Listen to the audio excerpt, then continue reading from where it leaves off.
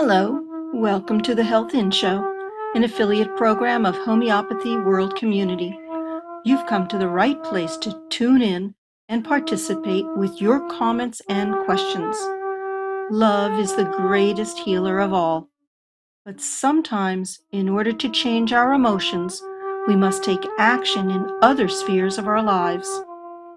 We speak with experts in alternative and complementary health fields and hope you will benefit in some small or great way. Remember, you are wherever your thoughts are. Make sure your thoughts are where you want to be.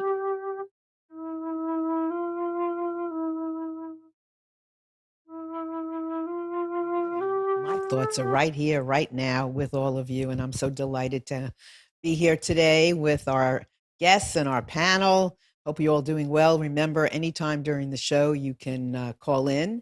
Just use computers, that's plural, the number 2K voice on Skype. You can and that will be voice, that is not video. And then you can also join us on our chat, which is right to the right of our video if you're watching us. And just put your name, nickname, whatever you like there, and you can comment, ask questions. We'd love to have you engage with us.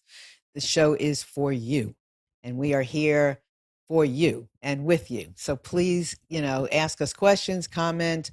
If you're curious about something, there's all the questions that you all have are really important, and I can promise you, if you have a question, somebody else has the same question. So we welcome you anytime during the show, and we'd love to have you. Amnon, thanks for being here. Thanks for keeping this all together. I mean, without you, Amnon, I don't know what we would do. So thank you for everything. Keep going. Thank you. You're welcome. Thanks. Okay, so Deepak, good morning. Good morning, good evening, and good afternoon, everyone who are listening to today's Health In Show. And I'm an executive director of Homeopathy World Community, and I welcome all of you. So thank you, Marlene. Thank you for giving me opportunity to speak first. So please continue with your program. Thank you. Thank you, Deepak. And Uta, good morning. Hello, good afternoon at my end of the world. Good, yeah. What am I thinking? But good morning to you, or good night, good evening, wherever you are watching it or hearing us from. We're delighted to run this show today with our very own Manon Larose, who is HWC's Director of PR and Awareness. And we are going to talk about a very important topic today. I think that should interest everybody who would like to try homeopathy, who is doing homeopathy. So I'm excited to hear from Manon about the qualities of homeopathy and of homeopaths, and what to look out for when you're looking for a homeopath that can help you with your complaints and issues. So, Manon Larose, tell us a little bit about yourself. Good morning. Hello, everyone. I am the mother of 6 and became a homeopath mostly to take care of my family, and continued on as a profession. I love the intervention. I love the way it works. I love the way it opens up lives and health and opportunities for people. And so that's why I'm here. How long have you been a homeopath, by the way? I finished my undergrad in 2007 and did my master's, finished that in 2009. I'm not good in math, so about 15 years overall. And do you work with anything in specific, a theme, or are you just general is your practice? No, I'm in a medium-sized community where I had a homeopath. My homeopath then went back to Germany, where she was from. And that's why I decided to do my studies, because in order to actually be treated homeopathically, I would have had to travel 4 or 7 hours. And at the time, there were computers and video and all the rest didn't exist. So basically, that's how I got started. So I treat whoever walks through the door. I'm a general practitioner. If you think I can help, then I will do my best. You have a question, Nuta?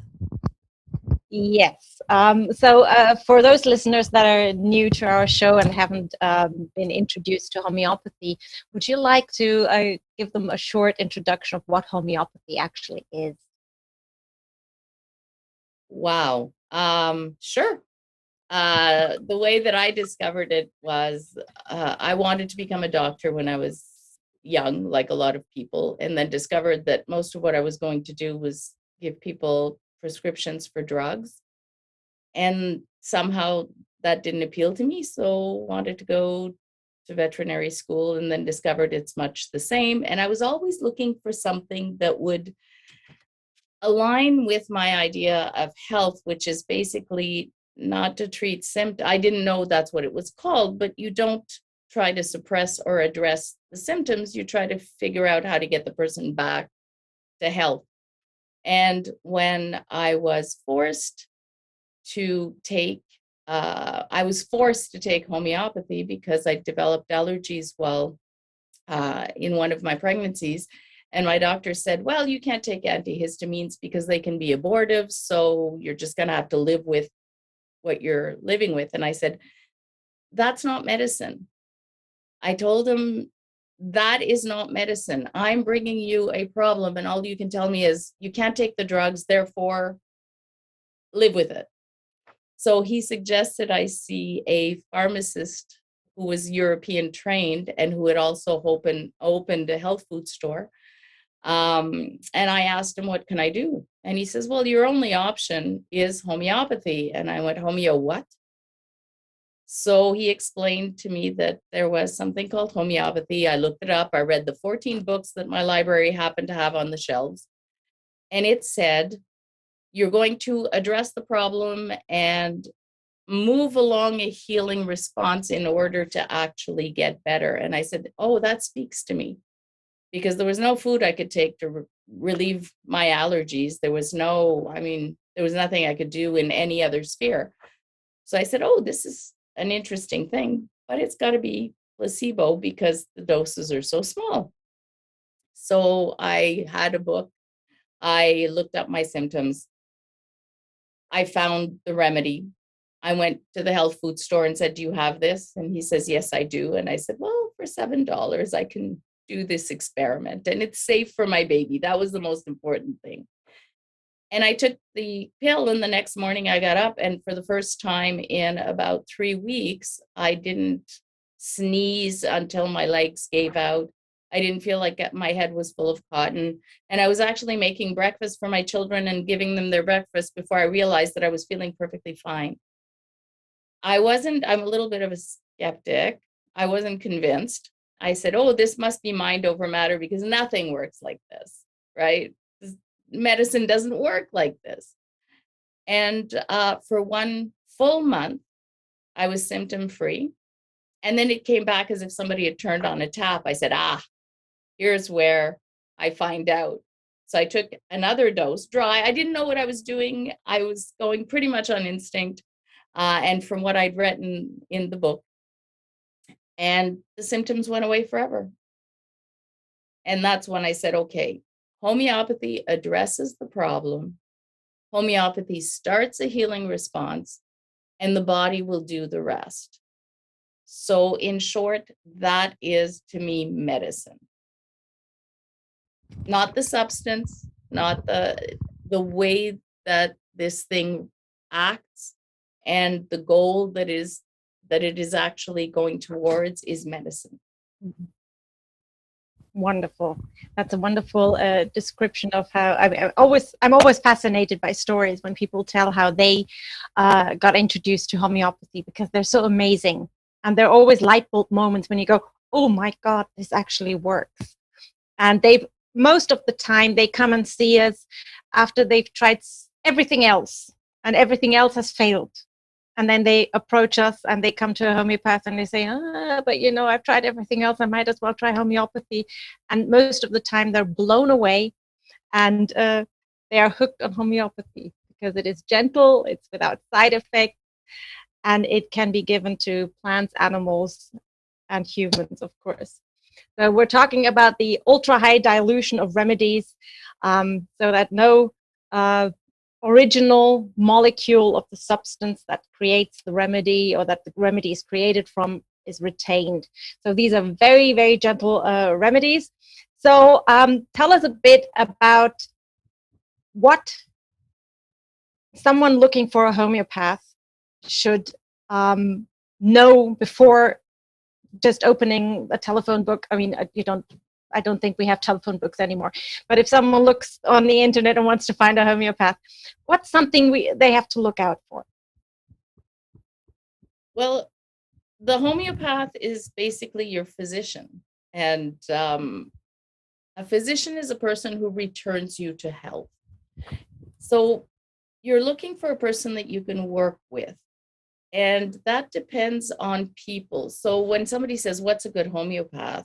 What's a bad homeopath? I don't think the question is complete. The question is, who is the right homeopath for you? So remember that the first thing you need to do is find a person that you feel comfortable working with. Because if you're not even the best trained homeopath, if you are not comfortable working with them, you probably won't do as well. So find somebody that you feel at least at ease enough to share honestly with, because the symptoms that you're willing to share will make a big difference in the quality of your prescription. The reason that I was interested in this topic is because I get asked this question a lot. I have a lot of my patients will say, oh, I have a family member that lives somewhere else and they're looking for a homeopath, and how do they find a good one? And that's really difficult. But on the other hand, there are certain things you can do. So common sense, which is true for all physicians, and I wrote those down. There are 4 types that you don't really want to work with. So I'm going to start with what you don't want. The first one is the show person. You go to someone and they're telling you they've got this great decor, they look really good, they're flashy. You won't have that many of those in homeopathy, but there are some. The second one is Mr. and Mrs. Very Busy. You walk into their office and they run you through, I call them Dr. Wannabes. They run you through every 5 minutes, there's a new patient, right? They're more like our North American doctors. You're in there for 15 minutes. It's written on the wall. You only get to ask one question at a time. If you have a second question, make a second appointment. That's someone you don't really want to deal with, because in homeopathy, we treat on the person. So your homeopath has to be interested in who you are as a person, and that takes a little more than 15 minutes to do. The third one is Mr. or Mrs. Very Impressive. They'll tell you about the great masters that they've studied with, and they've got pictures on the wall of themselves with these masters at conferences, and they're not interested in you. They're interested in impressing you. And the last one is what, to me, the naturopath that says that they know homeopathy. Some naturopaths are terrific homeopaths. They've studied homeopathy in depth. And then you've got other practitioners that'll be naturopaths or functional medicine, or even my chiropractor suggested homeopathic remedies to me as a homeopath, and I knew they were all wrong. People who have homeopathy, they've studied it for 3 months, they think they know what they're doing. That's not someone that you would want to address. So I started out with the 4 types that we don't want, because they're easy to identify and you know that you're not going to go there. So is there any other type, Uta or Marilyn? No, that's fantastic. I think the description was perfect. I think I've seen all 4 of these, so I'm familiar with all 4 of them. So I have a question. Oh, I'm sorry. Go ahead. No, sure, go ahead. No. Well, you had said something that you went and you did the research when you were pregnant and you weren't feeling well, and you did some research and you were able to find a remedy. What would you suggest to someone who's in that position?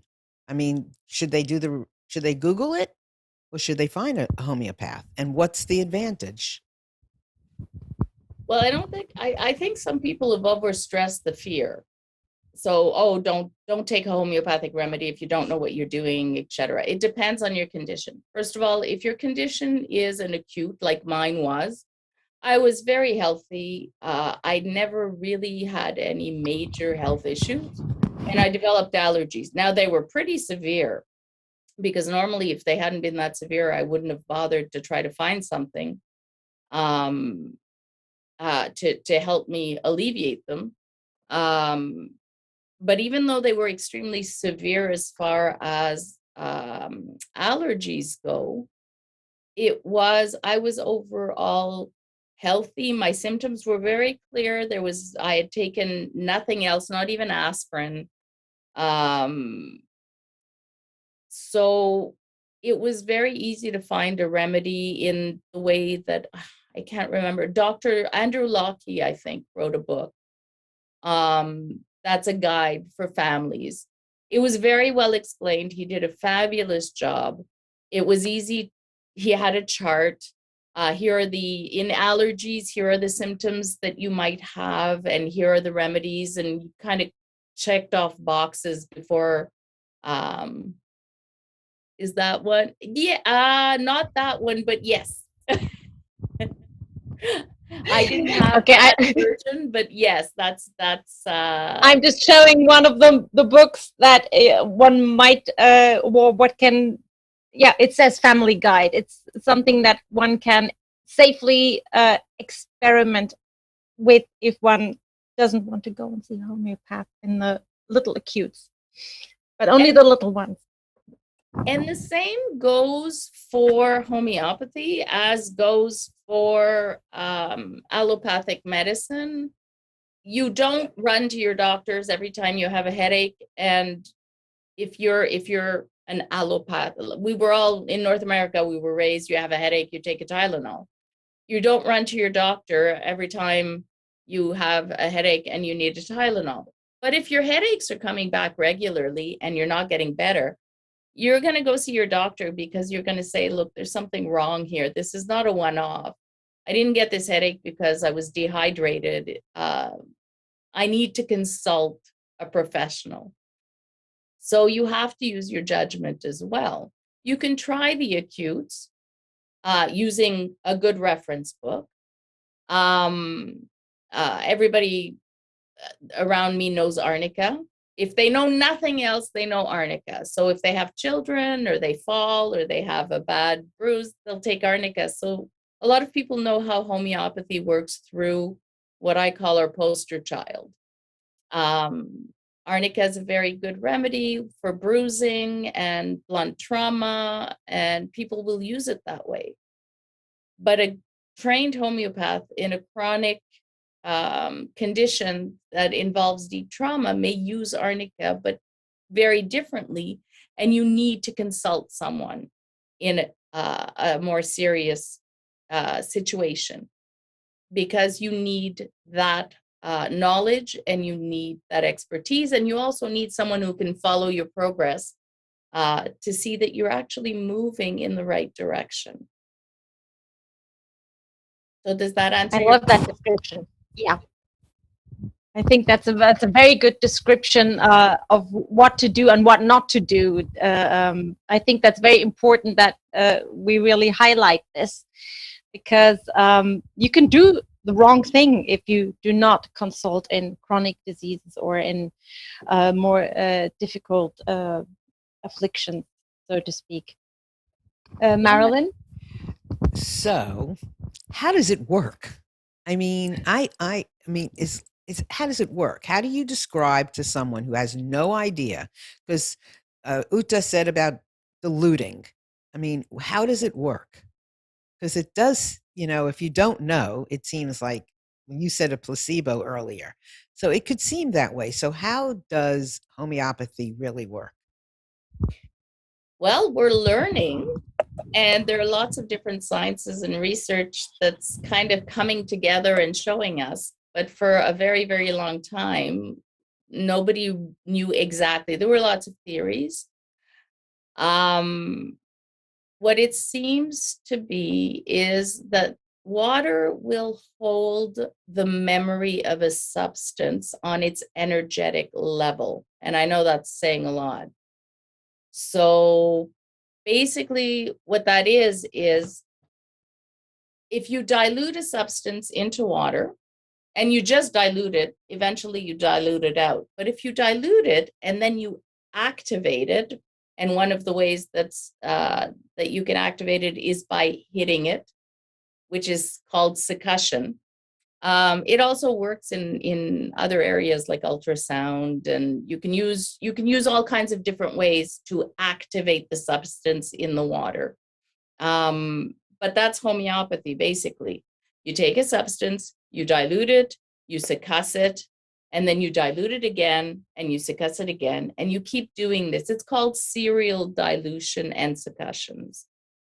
And this, there are different ways that it's been measured and tested to see how much we retain of that substance when it's no longer chemical and material, and we're trying now to find out. So basically what it would be is the remedy itself retains the signature of the substance in the water, and when you take it, your nervous system will recognize this signature and react to it.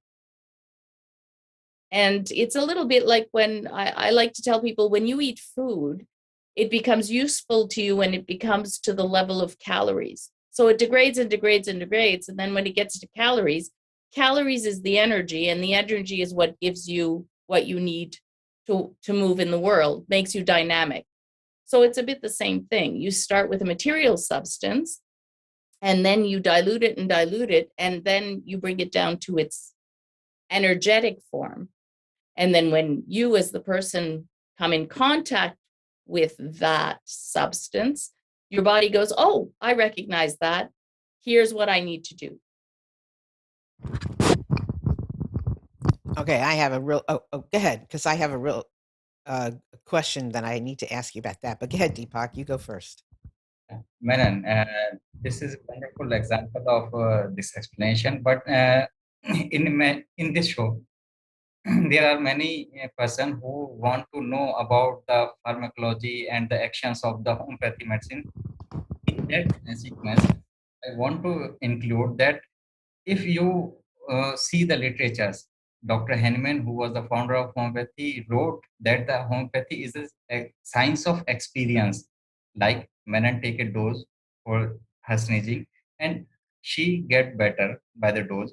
So if you talk about the pharmacology, the many scientists are working on that, and they are coming up with the new criteria. Like that, we are telling about the example of arnica. So in today's world, the pharmacological action of the arnica is like a vasodilator.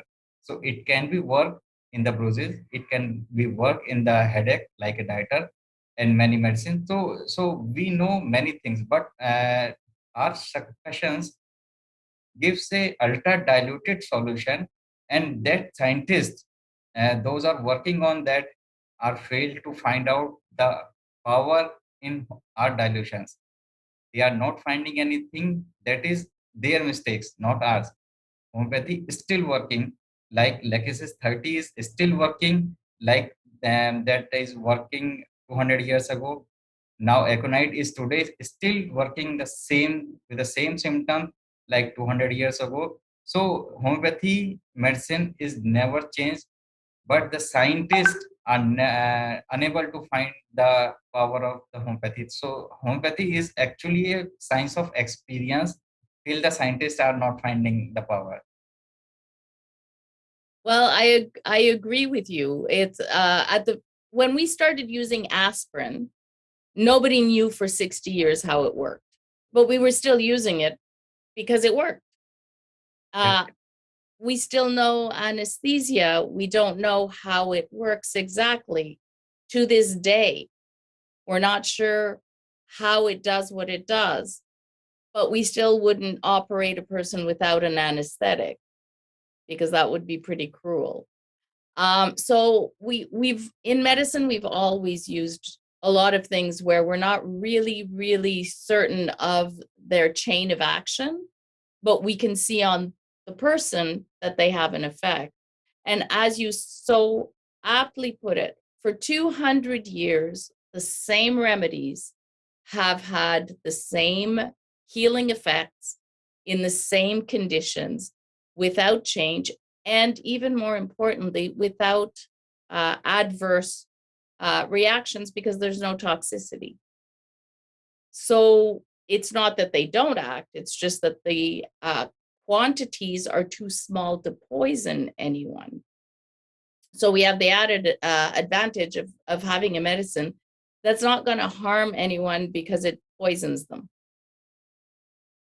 So for those two aspects of it is very active, though we don't know exactly what the pathways are, we haven't been able to discover them because we don't have the tools to discover them yet. And the fact that they're not toxic are huge advantages if you're looking to get healthy again. So, but yeah. No, go ahead. Go ahead, Marilyn. Sorry. Well, Jillian on the chat says that she likes to explain that the remedy helps the body to generate its own healing. Mm-hmm. So my question is: so you've got a condition, you have an issue, you have this remedy. We're all individuals. How does the fact that we are an individual affect the remedy? Well, this is the second part of what I wanted. I told you all the types of practitioners that you should avoid. What I really wanted to add to that was all the ones that are actually doing the job right. So when Hahnemann discovered homeopathy, because he didn't invent it, Hahnemann was an observer and a scientist. And when he detested the fact that everybody had all these theories in medicine, but none of them were actually being tested. So he did the testing. And when he did the testing, he discovered that in order to do this correctly, you need three things. The first one is finding the simillimum. And the simillimum is basically the substance in nature that matches the person suffering in front of you in this particular way. So that's a lot to say.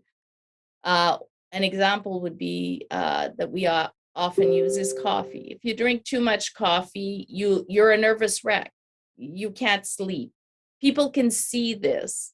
So when you look at a person who's had way too much coffee and they're vibrating and they're all over the place and they're jumping around and they can't calm down, if you see another person who hasn't had coffee and they look like that, you'll be able to recognize it. So in this case, we match the remedy to the condition. So if the person looks like somebody who's overdosed on coffee, their remedy will be coffea, which is made from coffee. If they weren't drinking coffee and they're that nervous, you'll use that remedy because it looks like. So that's a simillimum. So if you look like somebody who's overdosed on coffee, then that'll be the remedy. If you look like someone who's being poisoned by a substance, that's the substance that you will dilute and use. So the first one is the simillimum. The second one is individuation, because you'll only find that if you know the person you're dealing with. So it is the person suffering, not the pathology. When I had allergies, but I was having those allergies in my own particular way, which was basically sneezing 10, 15 times in a row. My head was, felt like I had cotton balls in it. So all these things were particular to me. Not everybody has that kind of a reaction to an allergy. So that's individuation. That's the second principle. So you're treating the person according to their reaction to this suffering or illness or whatnot. And the third one is the smallest effective dose. And so that's why we ended up with dilutions the way we have the dilutions. Hahnemann was looking for the smallest dose that he could give that would actually act. And that's why our remedies are non-toxic, because all we need to do is provoke a reaction, a healing reaction from the body, like Gillian mentioned. And that will start the healing response, and you let the healing response continue so long as it can without interfering, because the body really knows what it's doing. It's supposed to heal. So if we can unlock that, then we can let the body continue its action. And we unlock that with the right remedy, which is the simillimum. You are really good at this. I just wanted, before anybody jumps in with another question, I just needed to make that comment so that the audience will know you are really good at this. Oh, thank you. No, seriously, you are calm with the explanations, and it takes, there's a lot of you out there, I know, including myself, that are not a homeopath. And it's very, and medicine in general, all sorts of medicine in general is fearful. That does it work? Doesn't it work? You don't get to see the doctor. There's so many pitfalls and things that go on, and new thises and new that's, and COVID acts this way and then it acts this way with somebody else. It's tough out here. But the way you've explained homeopathy and is really extraordinary. And I think everybody needs to take who if you're out there and you've never tried it before, you really need to take a look at this, because this is what I think people are waiting for. So if somebody's never tried homeopathy before, they've never had an experience with it, they have really nothing to base it on other than what you're saying and the fact that Deepak's a homeopath and Uta and all that, what would you suggest somebody start with? Let's say, for instance, there's no issue that they really are thinking about, or maybe they have a little issue, but nothing. How would you start somebody off? Is there something, that people can do to enhance something in their life that they would notice? Well, I really, really like first aid kits. I prepare and offer a tiny little first aid kit that fits in your pocket. If people are willing to buy it. If not, I tell them, find somebody around you who uses a first aid kit in homeopathy or is a homeopath, and ask them for, if you I sail in the summer, and a lot of our sailors, when they get off their boats after a race, will fall on the dock and they've got bruises this big. I tell them, you want to find out about homeopathy? Try a dose of arnica and see how quickly you heal this time. Or I live in Canada, and in fall, everybody goes out and rakes their leaves. Many of these people have not exercised all year, and all of a sudden they're raking leaves, and we have a lot of falling leaves in fall. So they all end up, everything hurts, they have trouble getting out of bed the next day. I will tell them to take a granule of arnica, dilute it in water, take a little capful, and see how they feel. And they can really tell the difference. And for me, that's what makes a big difference. If you can, in acute, friend of mine was a nurse. She had a first aid kit. She burnt herself very badly on one of the machines at work. And she texts me, she goes, "Which one is it?" And I said, "Try calendula." She put calendula in a bottle of water, and she didn't even take it in internally the way she's supposed to. She just sprayed it on her burn.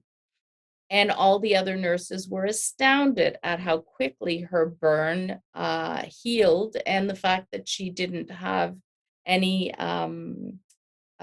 water bubbles in English. Blisters. Blister, thank you. She didn't even blister because she reacted immediately. So these are the things you can see that really show you that it actually works. Once you know that it actually works, then you really want to engage in chronic intervention, and you really trust the remedies. So that would be my advice to someone is, if you get a chance to use it in an acute situation and you use it quickly, you will see how fast the remedies actually can act, and how fast your body, who really knows how you're gonna heal from a burn, right? You burn yourself, everybody's, you cook, you bake, you barbecue, you burnt yourself, you're gonna heal over time. So you know what that looks like for you.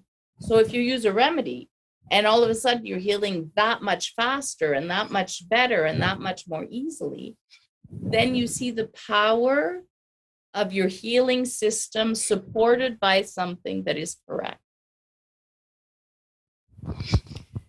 I got one more question. Should I shoot? Should I say it? Oh, absolutely. One more. Okay, then I'm going to be quiet, because I find this very fascinating. So, does it matter how old you are? So I know that homeopathy works, right? And it turns on your own ability to heal, to get well, to all of those things. But if you're old like me and been doing things a certain way, can your body heal itself, or using homeopathy, or is it best used on younger people? So my question, I'll answer your question with a question. How old are you when you stop healing? You just gave me my answer. I mean, homeopathy is the approach that encourages healing, which is our natural state of being. That's why it works on plants, animals, infants, elderly. It doesn't matter how old you are. It doesn't matter what form of life you have. It is an encouragement to a healing response, which is the basis of all life. So if you follow the principles, then and it's gentle. So if you follow the principles, you can use it on any age, any condition, so long as you do it properly. Great answer. All right, Deepak. Yes. Uta, so, yeah. This is a wonderful talk today. So what we are talking about, that little dose of homeopathy, that is too much little, that as the Manon said, that a little globule dissolve in the water. So what I said, what I am doing in my practice, that I am taking 1000 ml of water, 1 liter of water, and take a one pill of 10 number globule, that is very tiny size, and just take to the patient, and it will work within 24 hours. Even if the patient is unable to take water, then we can only give a relief just by the application. Like if you find a remedy like Arnica 30, you just apply on the above part or to the nails, or to just olfact the remedy, it will work. So in the entire world, homeopathy is the only medical science which connect your physical symptoms with your mental state, and having the most little doses in the entire world. No one medical science have that type of little doses which can affect only the big diseases. Like I have a patient in my OPD 1 week before who is having the severe headache. Even he cannot see the my table on or my paper. Even he cannot sign. And I just apply the glonine on his neck, and it will relieve it within a 15 minutes. There was no headache, and the eyes are open, and we are not giving anything to the orally. Just with the application, the patient gets relief. So this is the actually quality of homeopathy. This have the minute doses and in the sweetest manner. We are not giving by the bitter taste. We are not giving by the injections. We are not giving by any other hurtful methods. This is just sweet pill, have a big magic. So that is actually homeopathy. Oh, I love that story, Dr. Sharma. And I love the fact that you brought up it doesn't have to be given by mouth. And that's it is the nervous system that picks up the signal. And it reminded me of a situation where I had a patient whose father had received antibiotics for pneumonia. And this man was young, strong, had never been sick before, but was in a remote hospital far away. And following the antibiotics, he had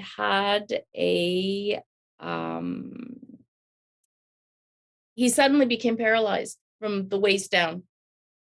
Just as he was being discharged, he became paralyzed from the waist down. And he had been in hospital for a week. They were trying to get him to regain movement. They didn't understand what was wrong with him. So she asked me, can you give him something? So I did, I looked at all the symptoms and came up with a possible remedy. But unfortunately, the surgeon in this tiny little hospital way up north said that if he took anything else, that the surgeon would stop caring for him. So he didn't want to take anything. So I asked his daughter, will the surgeon agree for him to just smell the bottle? Would that be okay? And the surgeon said, he wants to smell the medicine? Fine, let him smell the medicine. Well, believe it or not, he did, and he was not going to go against the surgeon because otherwise he would be alone to care for himself, and this was a very scary situation. And following smelling the bottle, when the physiotherapist came back in, she saw his toes wiggle and she could start working with him, and she rehabilitated him. Within a week, he was up and walking again. And the answer from everybody in that area was, well, it couldn't be the remedy. And that happens a lot, but it had to be the remedy. Nothing else that had been done, and they'd followed all the protocols and they'd done everything they needed to do. Nothing else had changed anything in his condition. So as Dr. Sharma says, we can take it by putting it on the skin. We can take it by olfaction, which is smelling. We can take it by putting it behind the ear where the problem originates. Obviously, Dr. Sharma had the right remedy because it worked in 15 minutes. Yes, that was the glonine. And yes, we have many examples. And if we are talking like the allopathic system of the medication, in this show, I want to tell everyone that the word of allopathy is also given by Dr. Henneman sir. Pardon me, repeat that, sir? Yes. The term allopathy, the word allopathy is given by Dr. Henneman sir. So yes. In entire world, homeopathy is a little course by everyone. But if you see the medical science behind the homeopathy, it wants about 6 to 7 years to study homeopathy. We need to understand the human body first, then we need to understand the homeopathy on the second part. in India, I thank to government that we have 6-year course of homeopathy, in which first 2 year we learn about the human anatomy and physiology, then pathology, and then we learn about the homeopathy sciences. Because I want to tell everyone, Dr. Henneman was a great doctor first. He was a great anatomist, he was a great chemist, he was a great physiologist, and then he was the homeopath. So if I become a uh, like a power to produce the homeopathic courses, then I will give a course of 7 to 8 years for a home to make a homeopath. Well, that's a very, very good point. It's important that your homeopath have a proper training. In North America and India, the demands for becoming a homeopath are different. I don't know about all the schools, but in my case, we had to have taken anatomy, physiology, and pathology and have graduated it from a university before we went on to study homeopathy, because they're not integrated in Canada for political reasons. In the US and Canada, homeopathy is separate. But yes, absolutely. If you're going to be able to prescribe on the whole person, you have to understand anatomy, you have to understand physiology, you have to understand pathology, and you have to know how to apply the homeopathic principles to the knowledge of those things. So know the human body, know your biochemistry, know how illness affects the body, which is pathology, and then learn how your person that's sitting in front of you is affected by this pathology, and the remedies that you can apply to these different states. So that's what a proper homeopathic training is. And they're very, very varied in countries where the schools are not regulated. So in Canada, the only province that has a regulatory body, a college, is Ontario. So we're the first one. It exists, and I guess maybe other provinces will follow. But in India, homeopathy is part of the medical studies in a medical school. So it's a different system. That makes it a little more complicated depending where you are in the world to be able to tell which one of your practitioners are well trained or not. I hear something in the background. I don't know what that is, but I'm hearing something. I don't know if anybody else is, but I'm hearing somebody talking. I know, Uta, you were stepping up to ask something, and I was just going to say that I've never met smarter people in my entire life than homeopaths. I just can't imagine all that homeopaths know, have to know, want to know, learn, continue to learn. It's extraordinary. That's all I have to say. Okay, Uta. I just wanted to make a comment because Deepak mentioned the remedy glonoenum.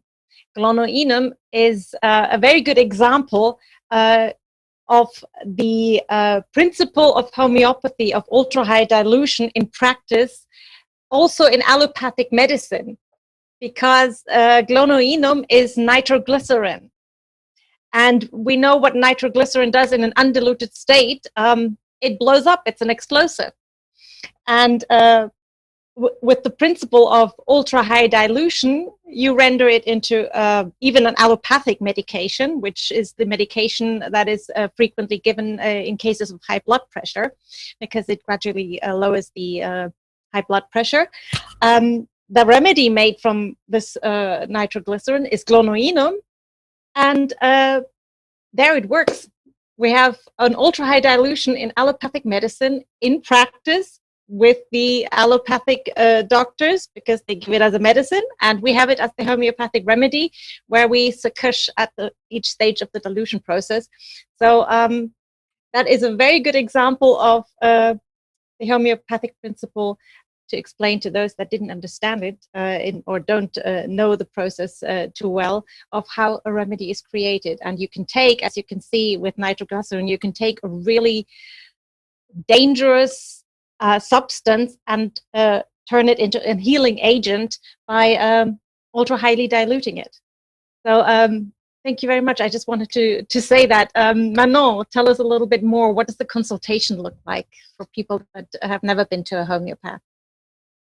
Well, what I hope that the consultation will look like is that when you come in and sit down, the homeopath sitting in front of you will ask you if there's anything that you really want to know about the journey that you're engaging in, first of all, and answer all your questions. And then explain to you that your participation is very important. Without the information, well, in computers, we say garbage in, garbage out. And I think this really, really applies to a homeopathic consultation. If you got comfortable sitting with your homeopath and explaining the situation that you're living and what you want healed, then you will be giving very good information. And if your homeopath knows how to take that information and put it all together, you're basically giving pieces of a puzzle. And your homeopath has to take those pieces and put them together and see what portrait will emerge. And that will be your remedy.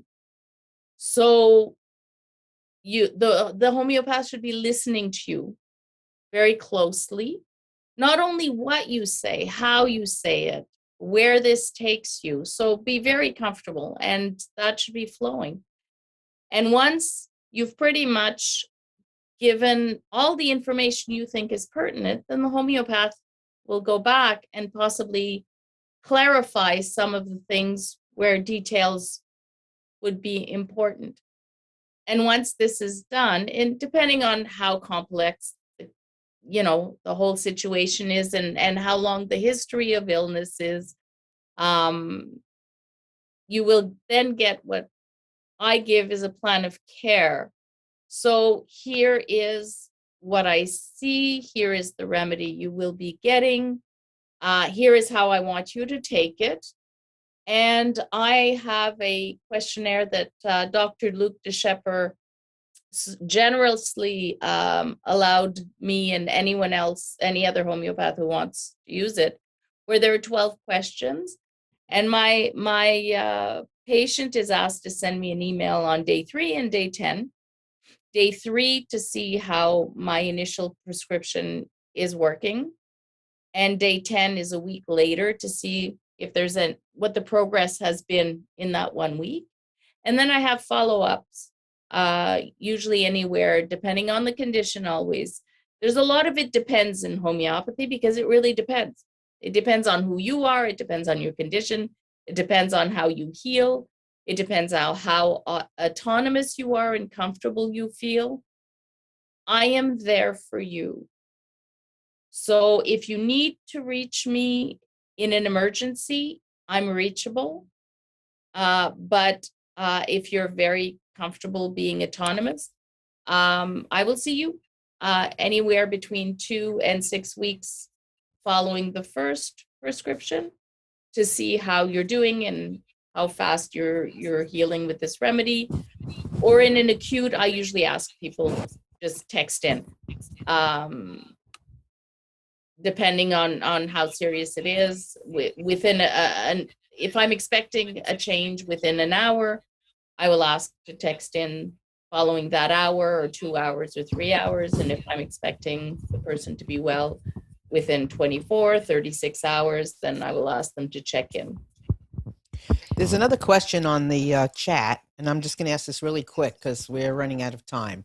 But does a homeopath have to be registered with a specific body? Not in Canada. And I don't think in the US, but that depends on your country. We have registered homeopaths. That means that they've gone through, like anyone who writes board exams, you've gone through a rigorous series of examinations that basically prove that you have at least the basic knowledge in homeopathy.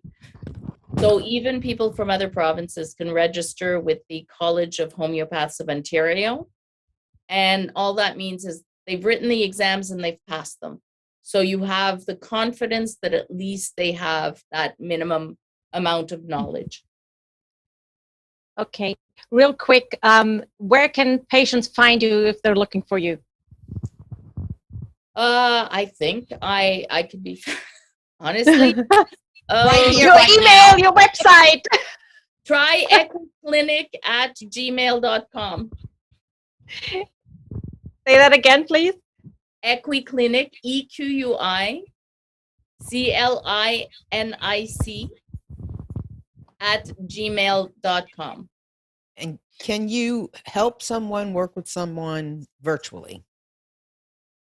I do work with people virtually.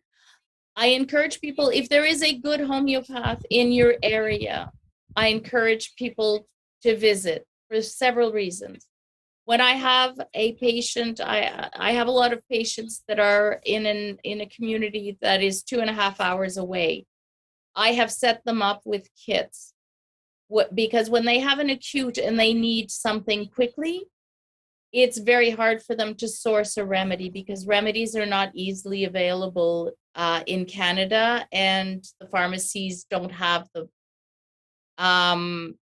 So you want someone, if you're in an acute, I'll give you an example. I've been doing a lot of flu and colds. In the past 2 months, everybody's been dinged with a really severe flu or cold because we've been masking and washing our hands. Our immune system doesn't seem to be able to get over flus and colds.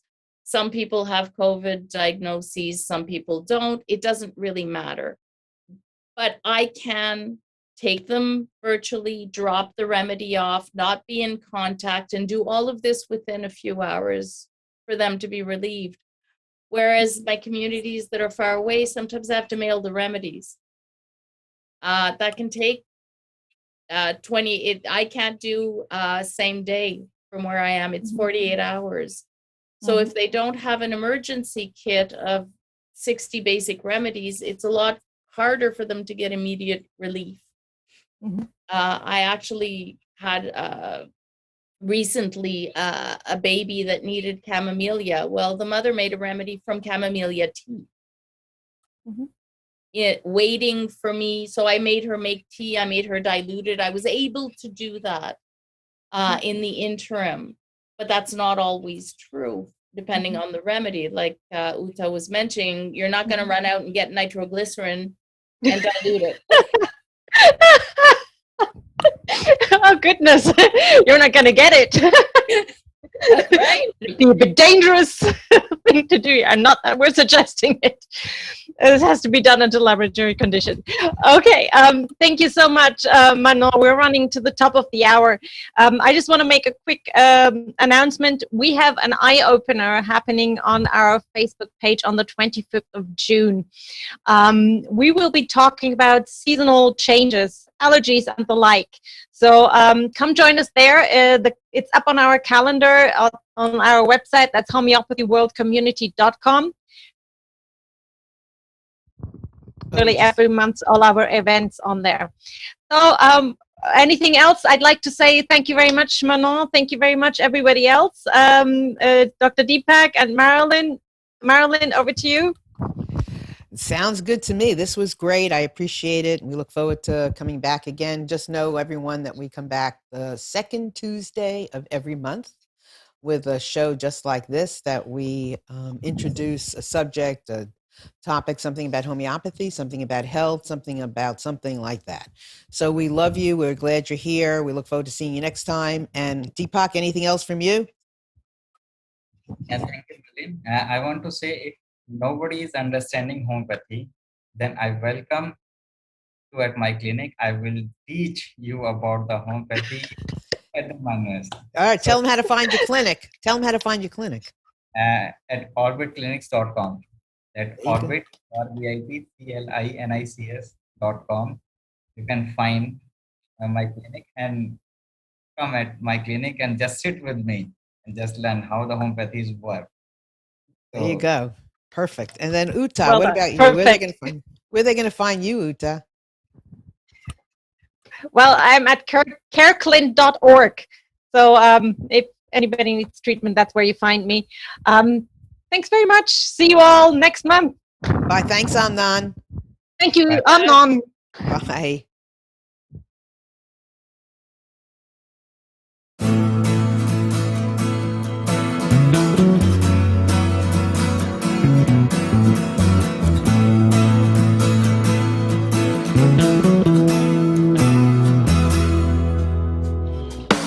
You are tuned to the Nissan Communications Network. If you tuned in too late, you can always watch each program in its entirety or download an MP3 audio file of it in the archives section at nissancommunications.com. Don't forget to subscribe to our YouTube channel, follow us on Twitter, and like us on Facebook.